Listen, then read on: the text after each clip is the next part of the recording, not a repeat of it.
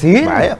Bien, estamos de regreso, 7:15. Avanzando un poco, les decía yo sobre el tema de en esta nueva etapa en donde se habrá alcanzado algún tipo de madurez y podemos ver que en el horizonte lo que se plantea es que se conozca la verdad. Si tenemos un informe de la Comisión de la Verdad que en aquel momento pudo haber trabajado con limitantes y no apegado a toda la realidad de lo que había ocurrido, como dice el coronel, tal vez un poco desbalanceado,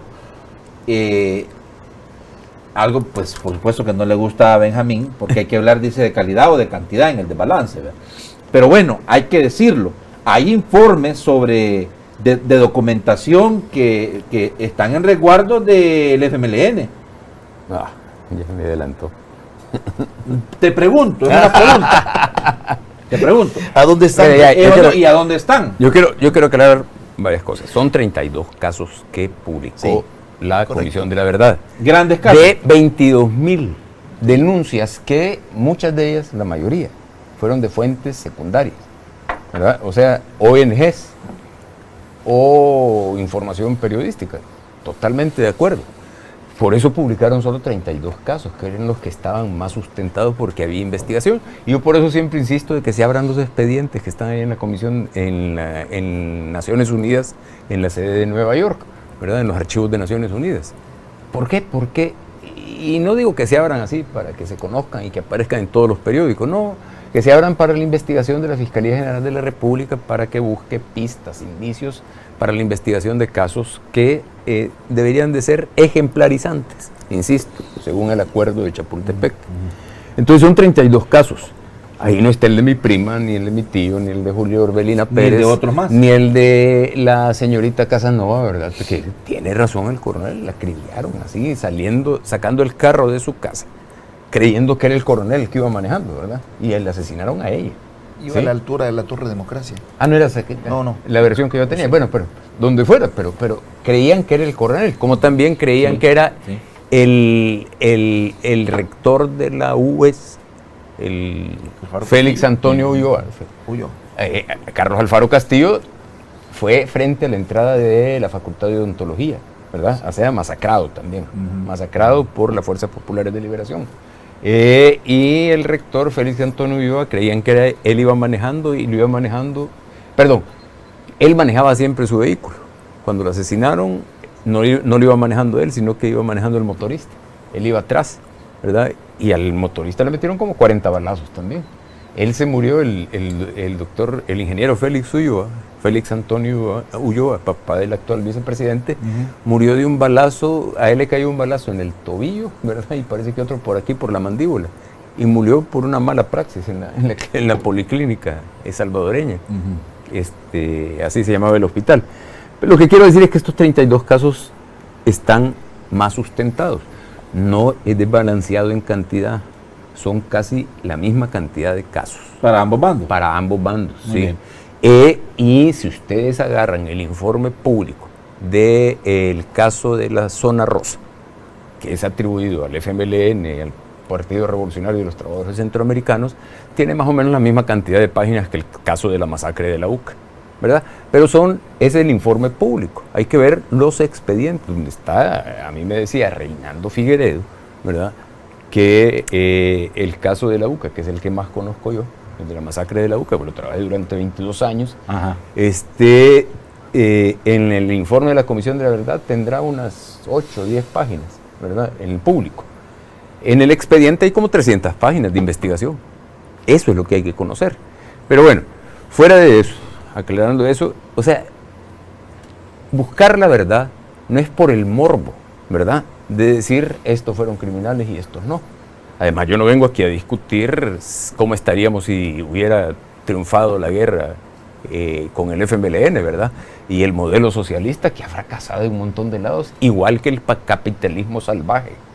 Palabras del Papa Juan Pablo II, al que todos lo veneran, ¿verdad? O casi todos lo veneran, y que le besaron la mano aquí cuando vino a El Salvador, las 2 veces que vino. Y él fue a besar la tumba de Monseñor Romero, la primera visita que hizo.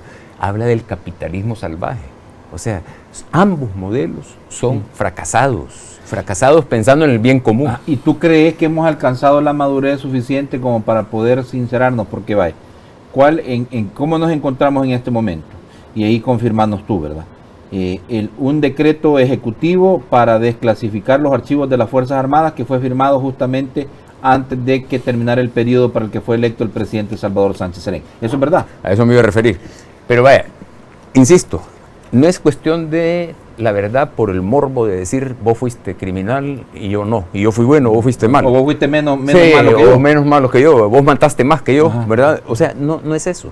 Es para cambiar el país, para que las instituciones funcionen. El efecto ejemplarizante, insisto, es que las instituciones funcionen, ¿verdad? Y que nadie exista por encima de la ley. Nadie esté por encima de la ley. Entonces, ambas partes tienen responsabilidad. Por eso yo no hablo de cantidad, sino que de calidad. O sea, una cosa era el Estado con sus instituciones que violaba derechos humanos, en mayor cantidad si se quieren, ¿verdad? Que una insurgencia, ¿verdad?, alzada en armas, que violaba derechos humanos también. Violó derechos humanos, eso yo nunca lo he negado, ¿verdad? Entonces, esa es la calidad que hay que diferenciar. Muy bien. Las instituciones del Estado estaban para defender los derechos humanos, ¿verdad?, no para violarlos. Bueno, en nombre de lo que fuera, ¿verdad?, del capitalismo, de la que no llegara el socialismo y la dictadura proletaria, etcétera, etcétera, en nombre de lo que fuera, pero no podía violar derechos humanos, no debía violar derechos humanos. Entonces, hay archivos. El 31 de mayo de este año, de manera ratonera, ¿verdad?, no le puedo decir de otra manera, el expresidente que era comandante general de la Fuerza Armada y había sido miembro de la comandancia del FMLN, ¿verdad?, no tuvo el valor de hacerlo al inicio de su mandato, de ordenar que se abrieran los archivos o que existiera una comisión que revisara los archivos de la Fuerza Armada. Eso debería haber ido completado con ordenar que se abrieran los archivos de la guerrilla, que están en Cuba. A mí, por lo menos eso me lo ha dicho un ex comandante de la guerrilla, ¿verdad? Me ha dicho, no, si archivos hay, están en Cuba. Creo que en el Museo de la Palabra y de la Imagen, ¿verdad?, que dirige Consalvi. Sí, Santiago Consalvi. Y celosamente recordado, me imagino. Sí. No, ahí están, por ejemplo, los archivos de la hermana de Lorena Peña, ¿verdad? Susana era el seudónimo, ¿verdad? No me recuerdo el nombre cuál era, pero era Peña también, hija del que era mayor, capitán Belisario Peña, ¿verdad? Ahí están. Ahora, hay archivos, te pregunto, ¿por qué para ti es importante el hecho de que el presidente Sánchez Serén hiciera esa desclasificación vía decreto ejecutivo al inicio de su mandato? Porque eso hubiera permitido, ¿verdad?, y no hacerlo darle herramientas. Al final de su mandato es decir, miren, ya me voy, ¿verdad? Ahí vea qué hace el que viene, ¿sí? ¿Qué fue lo que hizo? Sí, muy bien. O sea, no tuvo el valor, ¿verdad? Le interesa, ¿verdad? Fue cobarde. Así, no hay que decirlo de otra manera, ¿verdad? Fue cobarde para no hacer eso al principio de su mandato. Como tampoco a mí me parece de que hayan mandado a despintar el muro de la tercera brigada, ¿verdad?, sin que administrativamente se haya seguido el debido proceso para quitarle el nombre del teniente coronel Domingo Monterros. Vencerlo en juicio. Correcto. Es proceso administrativo, sí, ¿verdad? Es diferente a un juicio penal, ¿verdad? Esa garantía de unidad es un juicio penal. Dentro de la institución castrense seguir un proceso administrativo para poder administrativo, sí. Entonces, o sea, son cosas que ofenden, ¿verdad?, la dignidad de las víctimas del bando que sea. O sea, sí hay archivos también de la guerrilla y deberían de abrirse todos los archivos. Eso ayudaría, coronel, significativamente de alguna forma a poder respaldar tal vez inclusive lo que investigaron los miembros de la Comisión de la Verdad, los del staff estoy diciendo, y de los que firmaron el documento, para ser muy claros en esto. ¿Le parece a usted o no? Mire, yo creo de que el hecho de que se abran, que se desclasifiquen archivos, tanto el FMLN, que según Benjamín están en Cuba, y los de las Fuerzas Armadas. Otros están acá también. No, pues digo claro. yo digo que hay en Cuba. A ver, Mira, la verdad es que ni el informe de la Comisión de la Verdad debería estar en Nueva York. No sé qué hace el informe de la Comisión de la Verdad en Nueva York. ¿A cuenta de qué quedó allá? Los expedientes. Sí, los expedientes. No, el expediente original. El expediente original con sus anexos. Aquí conocimos porque el informe público. Aquí lo que se Con conoció... que un presidente se había llevado la firma de la paz. La firma. El acuerdo de paz. Y lo devolvieron hasta que se enteraron que no estaba en la casa de gobierno. Entonces, ¿qué hacen allá? Y de igual forma, ¿qué hacen en Cuba los expedientes? Porque aquí todo el mundo le está pidiendo a la Fuerza Armada que abra los archivos, pero nadie le pide al FMLN que abra sus archivos. Ya lo pidió. Lo acaba de mencionar Benjamín, por y supuesto. hace rato. Y que lo viene mencionando de hace rato. Y bien, total, de que yo creo de que el punto es el siguiente. Mira, valorar la paz. Imagínate lo que está pasando ahorita en Colombia, donde una agrupación dice, no, yo voy a retomar las armas. Y esa retomar las armas implica que dependiendo si le va bien o le va mal, puede incidir para que otra de las partes también retome las armas y alargue el conflicto y alargue pues la situación de crítica que vive Colombia en cuanto a que busca la paz. Entonces, cuando se está hablando de que todo este esfuerzo que se ha hecho, o sea, está determinado. Por eso es que tenemos que leer cuál es el espíritu que Naciones Unidas buscaba en ese informe de la Comisión de la Verdad. Y el espíritu está ahí donde dice, no con miras a sancionar individuos, sino a que se supere la impunidad. Mira qué claro lo está diciendo el secretario general de Naciones Unidas en el informe que le eleva al Consejo de Seguridad de Naciones Unidas. Entonces, está claro que siendo un informe que no tenía ni carácter jurisdiccional ni carácter vinculante, porque el marco jurídico salvadoreño no permite la retroactividad hasta el momento, o sea, que lo hagan violando la ley es otra cosa, y que violen la ley y la Constitución de la República, eso también es algo que a la larga va a pasar factura. De aquí se está irrespetando un montón de cosas. Se mencionaba Benjamín, de la forma atropellada en que le quitan el nombre a la Tercera Brigada de Infantería, Teniente Coronel Domingo Monterrosa. A Monterrosa no lo vencieron en juicio. El ordenamiento jurídico salvadoreño dice que una persona, cuando ha fallecido, se extingue la acción penal.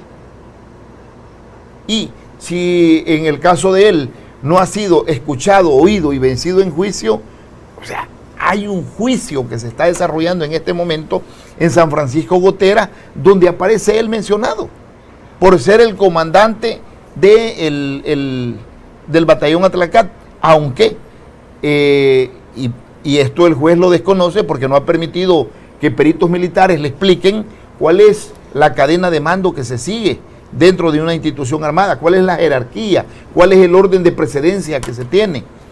Quien tiene la responsabilidad en todo caso es el comandante de la zona militar, de la tercera zona militar, que en este caso era el comandante de la Tercera Brigada de Infantería. El general Vargas. No, era el coronel Flores, en ese caso. Y ahí aparece mencionado en el informe de la verdad. Cosas importantes que se deben conocer, por ejemplo, cuando participaba en una operación Umbiri, si el comandante iba, no iba el ejecutivo, y si el ejecutivo iba, no va el comandante. Y en este caso, en el informe de la Comisión de la Verdad, se dice bien claro que quien comandaba las tropas del batallón Atlacat era el ejecutivo del Umbiri Atlacat, no el comandante, porque el comandante estaba fuera del país, y esto es algo que lo atestigua una gran cantidad de personas. Cuando nos damos cuenta que en la masacre llamada masacre del Mozote, es porque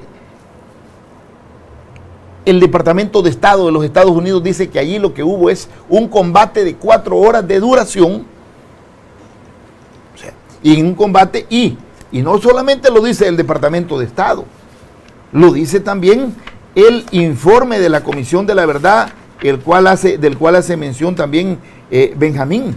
Y en ese informe dice descripción de los hechos, caserío El Mozote. Un ejemplo, el día 10 de diciembre de 1981, en la tarde, llegaron al caserío El Mozote, departamento de Morazán, unidades del Batallón de Infantería de Reacción Inmediata Atlacat, después de haber tenido un encuentro con guerrilleros en las cercanías. Lo está diciendo el informe de la Comisión de la Verdad, que había tenido encuentro. Ese encuentro, el informe del Departamento de Estado de los Estados Unidos dice que duró 4 largas horas.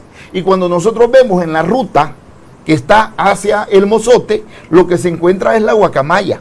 Y en la guacamaya habían 300 niños entre 12 y 15 años, que circula una fotografía que ha dado la vuelta al mundo, en la cual salen unos niños marchando en entrenamiento básico de instrucción, y que estos niños, Mijango en su libro, dice que eran las mejores fuerzas selectas que tenían, al grado tal que la capacidad de combate de estos niños había superado a la de los grandes combatientes y comandantes de zona, que incluso tuvieron que ser degradados cuando en el ataque a la 3ª Brigada de Infantería se acobardaron, pero no obstante los niños sí demostraron que tenían valentía para hacerlo.